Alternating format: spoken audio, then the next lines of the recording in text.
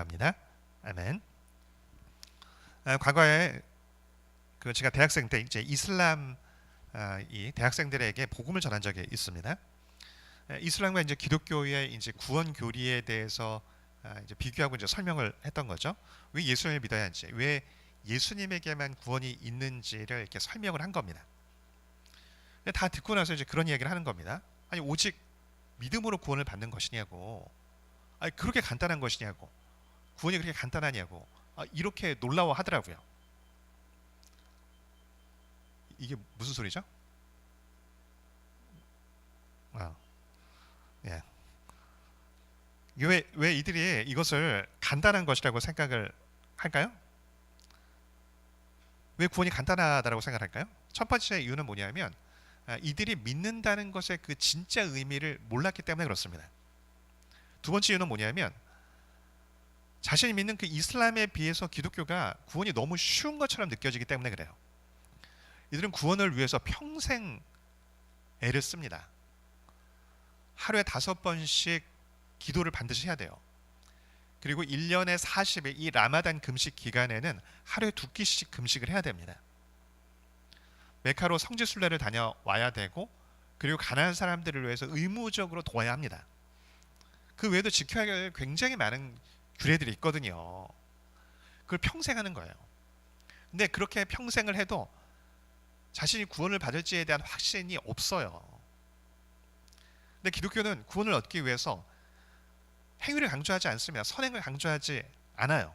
오직 믿음만이 필요하다고 이야기를 하거든요. 제가 한 가지 질문을 해볼게요. 그럼 어느 게 더 쉬울까요? 구원을 얻기 위해서 이슬람처럼 여러 가지 행위를 평생 행하는 삶, 또 한 가지는 믿음으로 구원받는 삶. 여러분 어느 게 구원받기 쉬워 보입니까? 다소라. 민소리. 미안해. 민소리 어느 게 더 쉬울까? 이름을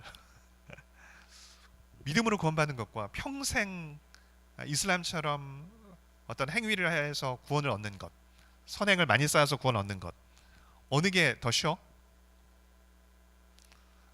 믿음으로 구원받는 게 굉장히 쉬워 보이지 않습니까? 여러분 근데 얼핏 보면 이 믿음으로 구원받는 게 훨씬 간단하고 쉬워 보여요. 근데 여러분 실제는요, 선행으로 구원받는 게 100배 쉽습니다. 아니 평생 이렇게 사는 거, 우리는 1년 이렇게 해도 쉽지 않거든요. 어떻게 1년에 40일씩 이틀씩 금식하라고 하냐고 있고, 일주일 하라고 하는 것도 싫은데, 그게 쉽지 않은데. 근데 그걸 평생 하는데 이게 뭐가 쉽냐는 거죠. 여러분 참으로 예수 그리스도를 나의 유일한 구원주로 영접한다는 게 어떤 의미예요? 그 전에 반드시 나에게 철저하게 실망해야 됩니다. 아니 실망 정도가 아니에요. 나에게 철저하게 절망한 사람만이 예수 그리스도만이 유일한 내 구원주라고 이렇게 고백하게 되는 거예요. 내 안에 자기 의가 없다라고 하는 것, 나는 정말 철저하게 심판받을 수밖에 없는 죄인이라고 하는 것을 고백하는 사람이어야 합니다. 그 사람만이 오직 내 소망이 그리스도에게 있다고 그렇게 고백하는 사람이에요. 근데 이 고백이요, 존재론적으로 우리는 쉽지 않아요. 죄된 인간은요, 뼛속 깊이 나를 의지합니다. 왜 종교 지도자들과 도덕적인 삶을 살았던 바리새인이 왜 예수님을 핍박을 합니까? 평생 이 바리새인들은 사실 죄 안 지려고 그렇게 애를 쓴 사람들이에요. 그들이 나쁜 짓 한 게 아니라고요. 근데 하나님이 예수님에 오셔가지고 그들의 선행과 그들의 그 몸부림을 인정하지 않으시는 거예요. 내가 정말 말씀 철저하게 지키려고 애를 쓰며 살았다고, 그런 자부심이 있거든요. 근데 예수님이 뭐라고 얘기합니까? 너희 의가 서기관과 바리새인보다 더 낫지 못하면 결코 천국에 들어가지 못할 거라고 하나님 백성들이 이렇게 얘기를 하십니다. 그들의 의로 하나님께 나아갈 수 없다고, 천국에 들어갈 수 없다고 그렇게 말씀하시거든요. 이런 오늘날도 동일합니다. 이런 많은 사람들이 기독교에 대해서는 반대를 해요. 왜요? 구원의 문이 오직 예수에게만 있다고 이렇게 고백하는 게 싫다는 거예요. 왜 너희만 옳다라고 얘기하냐, 다른 것도 인정해 달라, 이렇게 얘기하는 거죠. 여러분 2 더하기 2는 4. 이건 수학적 사실이에요. 근데 한 학생이 와서 2 더하기 2는 22도 맞게 해달라고. 이 어차피 두 개지 않냐고. 이렇게 얘기하면 어떨까요? 또 다른 학생이 와서 아니 왜 이렇게 너희 배타적이냐고. 그 수많은 숫자 중에 왜 4만 답이라고 얘기하냐고. 다른 숫자도 답이라고 인정해 달라고. 여러분 2 더하기 2는 4라고 주장하는 게 배타적이고 편협한 거예요? 이런 기본적으로 진리는요 배타적인 겁니다. 이것도 옳고 저것도 옳을 수 없어요. 예수님께서 뭐라고 말씀하십니까? 내가 길이요 진리요 생명이니 나로 말미암지 않고는 아버지께 나올 자가 없다고 말씀하셨어요. 예수님의 본인만이 길이라고 이렇게 말씀하셨다고요. 여러분 다른 곳에도 길이 있다라고 얘기하는 건 무슨 얘기예요? 지금 예수님 말씀하신 게 틀렸다는 걸 얘기하는 거예요. 이것도 옳고 저것도 옳은 게 아니라 다른 것을 인정해 버리면 예수님이 틀렸다는 것을 얘기하는 거예요. 이런 사람들은 구원의 문이 넓어야 한다라고 얘기를 합니다. 그렇게 생각을 해요. 아니에요. 예수 그리스도 외에는요 구원받을 다른 이름을 주신 적이 없다고요. 예수 그리스도라고 하는 이 좁은 문밖에 없어요. 근데 여러분 이 좁은 문이 진짜로 보일 때 어떨 때일까요? 평상시에는 안 보여요. 평상시에는요 성경이 마음에 안 드는 게 너무 많습니다. 너무 투박해 보이거든요. 저도 지금 생각해 보니까 어릴 적에 학생 때는 제가 헤르만 헤세를 좋아했었거든요. 근데 지금 생각해 보면 제대로 읽은 책이 하나도 없었다는 생각을 이제 깨달아요. 그냥 겉멋들여서 좋아하는 척만 했을 뿐인데. 근데 그때 왜 헤르만 헤세를 좋아했나 보니까 이 사람이 기독교뿐만 아니라 다른 종교들도 다 포용해서 얘기를 하거든요. 그게 멋있어 보였다고요. 왜요? 기독교 너무 투박해 보이니까. 평상시에 그런 생각을 할 수 있어요. 왜 꼭 다른 종교는 안 되고 꼭 왜 예수여야 하냐? 왜 일주일에 하루씩 거룩하게 구별해야 되냐? 여러분 영어를 해도 1년에 하루를 딱 구별해서 한다고 생각을 해보세요.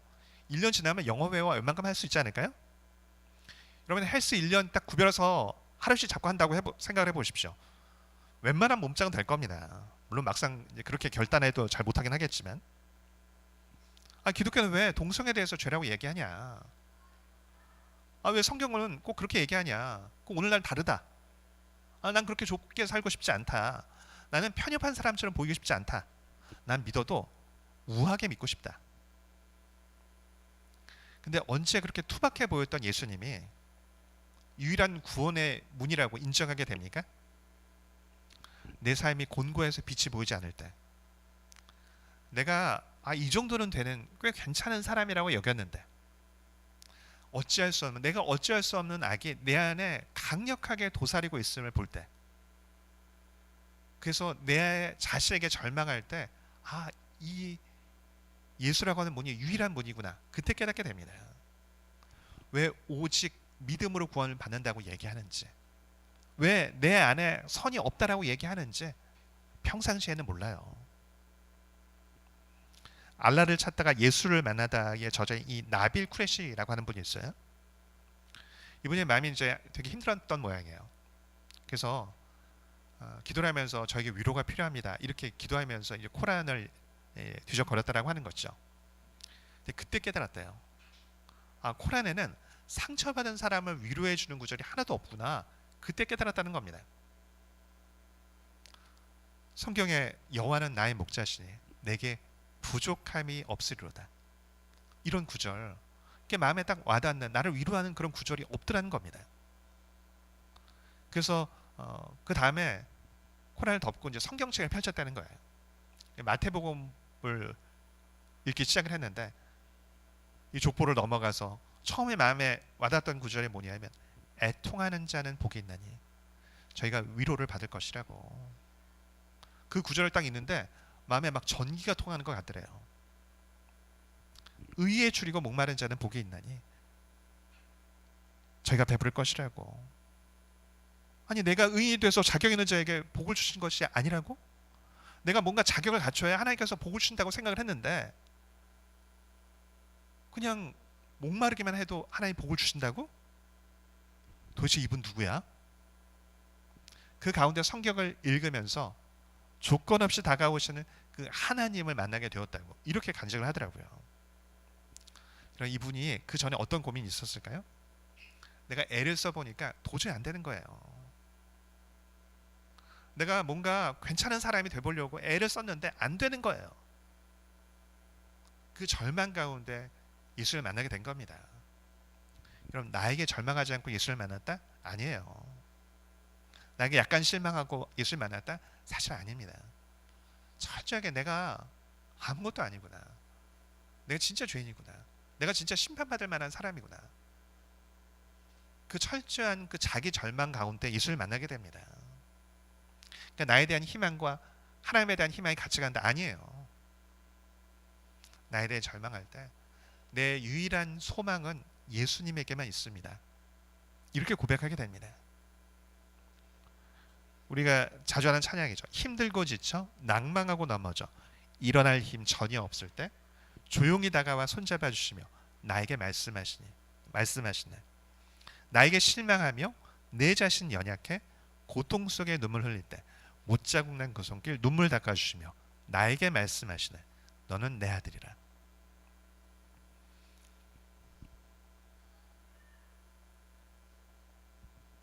여러분, 이게 복음이에요. 복음을 전하는 건요 누구에게나 어려워요. 그 복음을 받아들인다고 하는 건요 누구에게나 쉽지 않습니다. 여러분, 복음을 상대적으로 잘 받아들이는 사람이 있습니다. 어떤 사람일까요? 이런 거리낌 없이 죄를 짓는 사람, 그런 사람에게 복음을 전하는 게 쉬울까요?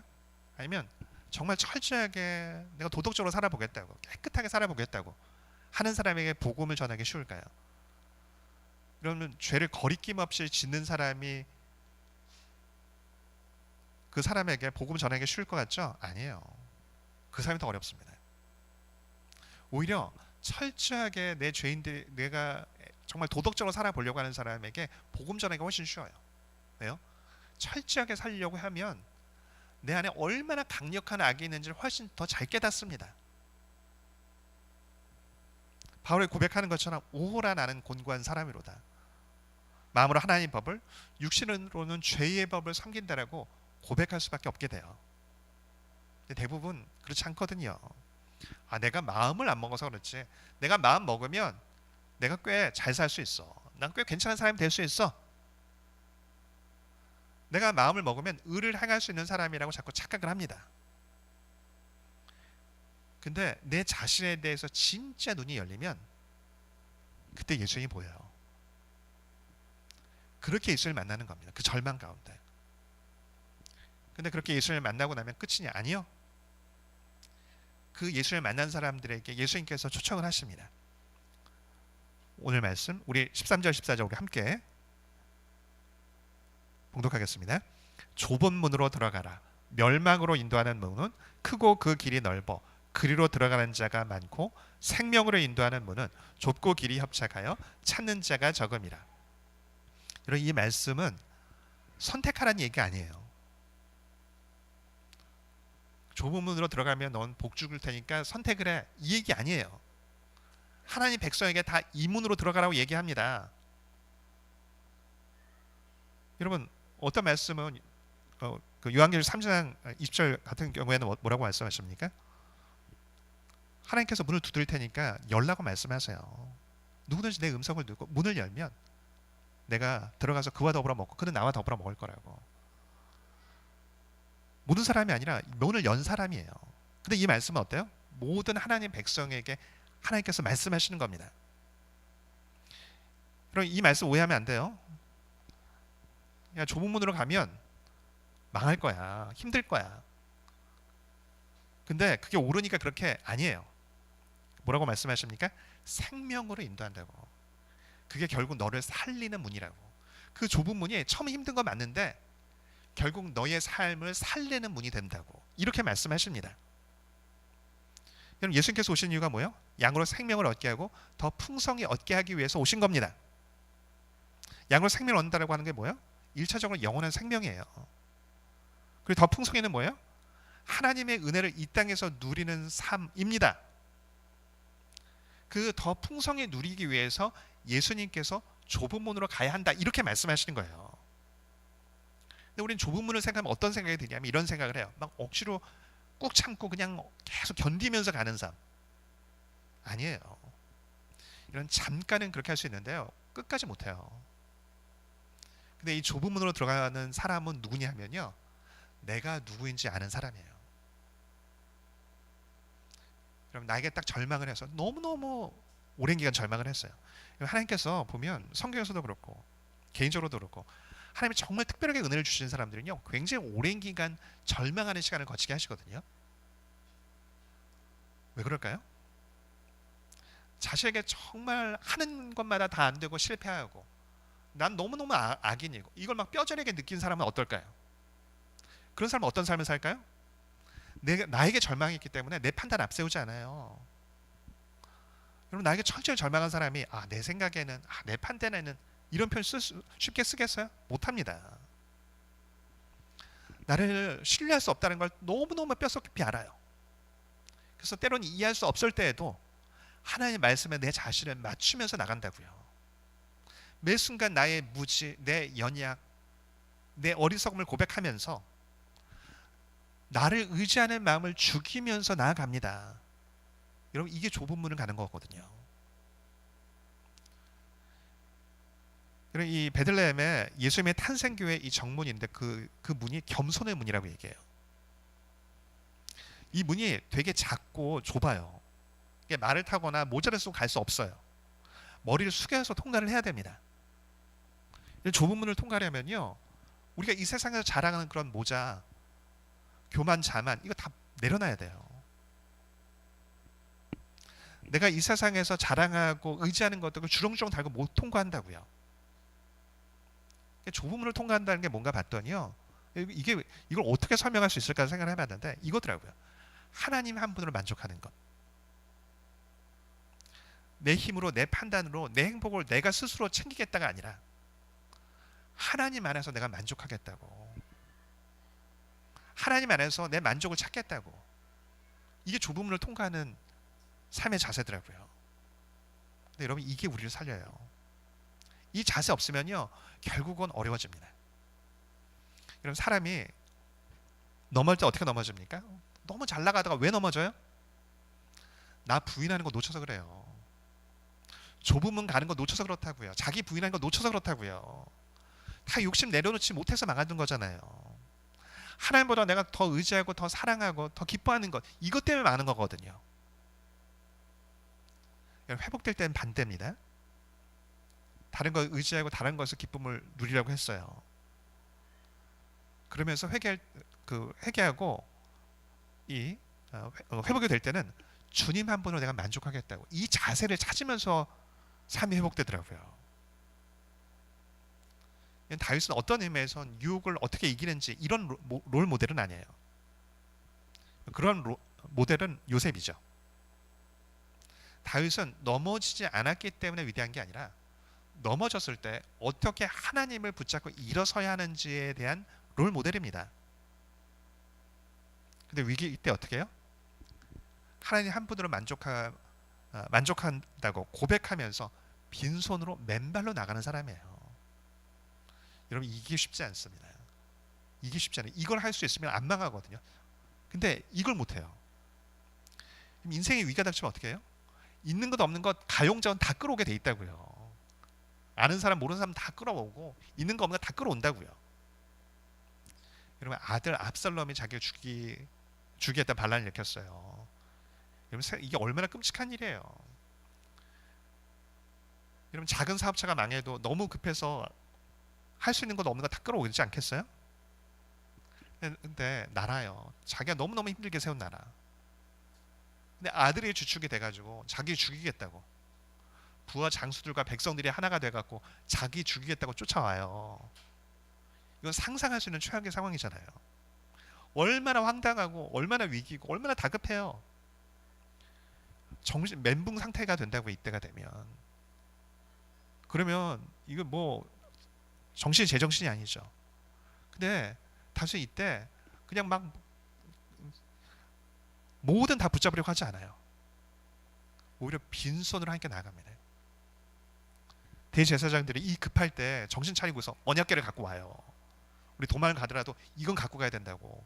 이거 있으면 하나님 임재의 상징이기 때문에 하나님이 우리 편이라는 게 사람들이 그렇게 인지를 할 거라고. 이거 넘어가면 안 된다고. 근데 다시 뭐라고 합니까? 가져가라고. 다시 가져가라고. 그러면서 이렇게 얘기합니다. 내가 너를 기뻐하지 아니한다. 하나님께서 말씀하시면 종이 여기 있사오니 선이 여기시는 대로 내게 행하시옵소서 할 거라고. 참 저는 이 말씀 볼 때마다 이렇게 마음이 저릿저릿한지. 내가 너 기뻐하지 않는다고 하면 하나님 내가 버티지 않겠습니다. 하나님 원하시는 대로 저한테 행하십시오. 이렇게 고백하겠다고. 사실 이 사건이 결국은 다윗에 대한 하나님의 징계의 매거든요. 근데 다윗은 이 매를 피하지 않아요. 때리십시오 하나님. 그래서 하나님 안 기뻐하신다고 하면 나 처음에 맡기겠다고. 여러분 상식적이지 않아요. 이 위기 순간에 이건 상식적이지 않아요. 이건 어리석은 짓이에요. 할 수가 다 써야죠. 이 위기 순간에. 근데 어떻게 해요? 여기에 그치지 않습니다. 신발을 벗고 맨발로 갑니다. 왕인데 그냥 사람들 시선 신경 쓰지 않아요. 그냥 처음에 다 맡기겠다고. 그것뿐이 아니죠. 이때가 기회라고. 망하면 다 막 함께 슬퍼하고 아니요. 좋아하는 사람 반드시 생깁니다. 시므가 쫓아오면서 기회는 있다는 싶어서 막 돌을 던지면서 저주를 하면서 꼴 좋다고. 하나님 너 버렸다고. 그러니까 아들한테 너 쫓겨다니는 거라. 넌 죽을 줄 알라고. 넌 망했다고. 그 옆에는 장수들이 화가 나죠. 죽이겠다고. 다윗이 뭐라고 얘기합니까? 냅두라고. 하나님께서 명하신 거라고. 그가 저주하게 내버려 두라고. 여호와께서 나의 원통함을 감찰하실 거라고. 오히려 저 저주 때문에 내 마음 아파하는 것을 보면서 하나님께서 내게 선으로 행해 주실 거라고. 다 받아내요. 이게 다윗이거든요. 위기 순간이 되면요, 다윗은 어떻게 하나님을 붙잡아야 하는지 알아요. 어떻게 나를 비워야 하는지, 어떻게 주님을 딱 붙잡아야 하는지 압니다. 하나님이 어떻게 이 다윗을 버리시겠어요? 이런 말씀 착각하면 안 되는 게 있어요. 그냥 좁은 문으로 들어가는 말씀을 그냥 이 땅에서 너무너무 힘들게 아니에요. 물론 하나님께서 그렇게 인도하시면 그렇게 해야 되겠지만, 여러분 하나님 함부로 딱 만족할 때요, 부록으로 하나님께서 이 땅의 것들을 주십니다. 다윗도 그 케이스죠. 이 고백 가운데 다윗은 놀라운 은혜와 복을 받았잖아요. 근데 여러분, 근데 이게 있더라고요. 아무것도 없을 때는 이거 할 수 있는 사람 은근히 많아요. 아무것도 없을 때는. 자신이 뭔가 의지할 것이 없을 때는요, 내 주님 한 분을 만족하겠습니다. 이 고백하는 사람들, 은근히 신앙이 있으면 하는 사람들 은근히 많아요. 근데 문제가 뭐냐면 이렇게 하면 은혜를 주시거든요. 근데 그 다음에 이게 어려워. 주셔서 나한테 좋은 게 있어. 이제 의지할 게 있고, 사람들 당신 보니까 너무 좋아 보인다고, 나도 잘했으면 좋겠다고. 이게 생기면요, 하나님 한 분으로 만족한다는 고백하기가 어렵습니다. 이제 주렁주렁 달린 게 있거든요. 비웠다가 채워지면 훨씬 어려워, 이 고백이. 사울이 그래서 망하는 거거든요. 사울이 은혜에 대한 감각이 없는 사람은 아니고, 하나님의 은혜가 무엇인지 성령도 체험을 했고, 하나님께 사용된 게 뭔지도 알고, 하나님의 은혜가 무엇인지도 알고, 하나님의 능력이 뭔지도 알아요. 없을 때는 딱 겸손하게 하나님 딱 붙잡고 나간다고요. 근데 그렇게 해서 막 높아진 거예요. 하나님 막 높여주신 거예요. 그러니까 어때요? 못 맡겨요, 이걸. 자신에게 주어진 게 너무 좋은 게 있으니까 이 좁은 문을 통과를 못해요. 나를 부인하지 못합니다. 해야 된다는 걸 알아요. 자신이 왜 이렇게 마음이 고통스러운지, 왜 이렇게 막 눌려 있는지 압니다. 은혜에 대한 감각이 있으니까 이러면 안 된다는 걸 알아요. 그래서 막 찬양도 듣고, 다윗 불러다가 찬양도 듣고, 그러면 또 마음도 풀어져요. 왜? 은혜에 대한 감각이 있으니까. 자신이 주님 한 분으로 만족한다는 이 고백을 못해요. 그래서 고통을 당하는 걸 아는데도 못합니다. 그러니까 계속 마음이 무겁고 짓눌리고 힘이 들고, 조건은 너무 좋은데, 남들 보기에는 너무너무 괜찮은데, 근데 어떻게 해요? 결국 그 가운데 망합니다. 주님 한 분으로 만족한다는 그 고백을 못했기 때문에. 좁음으로 들어가는 게 뭔지 머리로는 알아요. 해야 한다는 걸 또 알아요. 그러니까 마음이 너무 훨씬 고통스러운 거죠. 근데 다윗은 달라요. 왕이 돼서 모든 영광을 다 누리다가 이제 막 안 되는 것 없이 다 돼. 그러다가 꼬꾸라져 버렸어요. 여러분 이때 주님 한 분으로 만족하겠다고 이 고백하는 거 쉽지 않습니다, 여러분. 되게 이 상황이 되면요 사울왕이 되게 훨씬 쉽더라고요 보면. 왜? 가진 게 많으니까. 하나님 주신 게 많으니까. 난 사울왕과 다를 수 있다? 아이고 여러분 아무것도 없을 때도 못하는데 많은 것이 주어지면 할 수 있을까요? 아무것도 없을 때도 훈련이 안 되는데 많은 것이 주어지면 더 쉽다고요? 천만에요. 우리나라에서 이제 국민 MC 딱 한 명 뽑으라면 되게 이제 유재석 뽑을 겁니다. 근데 오랜 기간 저렇게 정상에 있는 게 쉽지 않아요. 근데 그런 이야기를 하더라고요. 과거에 그러니까 동료들이 얘기하는 거 보니까 과거에 무명일 때도 동남아 여행 가면 사람들이 다 놀고 싶어서 다 나가는데 밤에 혼자 무명일 때도 있었대요. 왜? 혹시 실수할까 봐. 그리고 지금도 술 전혀 안 마신다고 하거든요. 안 믿는 사람으로 제가 알고 있어요. 일반 회사 다니는 사람들도 교제 때문에 술 안 하기 쉽지 않잖아요. 근데 맨날 사람들 만나서 하는 게 일인 연예인들이 하다못해 뭐 보면 요즘 술 마시면서 이야기하는 그런 것들도 넘쳐나는데 그 사람들이 술 안 한다 이게 훨씬 어려운 일이거든요. 본인이 이거 죄다 이렇게 생각해서 안 하진 않을 거고 그 자체가 죄는 또 아니니까요. 하면 안 돼서가 아니라 할 수 있는데 스스로를 제어하는 거예요. 그런 힘이 있으니까 저 자리에 오랜 기간 있을 수 있는 거거든요. 여러분 하물며 크리스찬인 우리가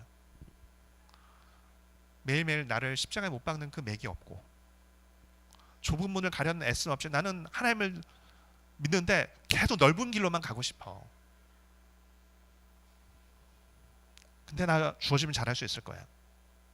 여러분 메타인지가 아무것도 없는 거예요. 그건 끊임없이 할 수 있지만 내 자신을 제어하는 맥이 있어야 됩니다. 십자가 앞에 내 자신을 꺾어내는 맥 그게 있어야 돼요. 그렇지 않으면요 어떤 특별한 일이 없다 할지라도 마음이 무거워집니다.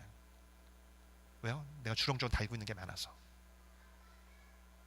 아니 오히려 좋은 게 주어지면 주어질수록 마음은 점점 무겁고 버겁고 힘드는데 이유도 모를 거예요. 하나님이 예수님께서 이 말씀하신 이유가 있어요. 좁은 길로 가라고 하는 거. 그게 생명으로 인도하는 문이라고. 그게 억지로 마지못해 하라는 게 아니라 그게 너를 살리는 길이야. 그게 너의 영혼을 살리는 길이고 그게 너의 삶을 지키는 길이고 내가 너에게 축복을 줄 때 그것을 유지할 수 있는 길이야. 그래서 여러분 이게 반드시 이 맥이 있어야 돼요. 반드시 이 맥.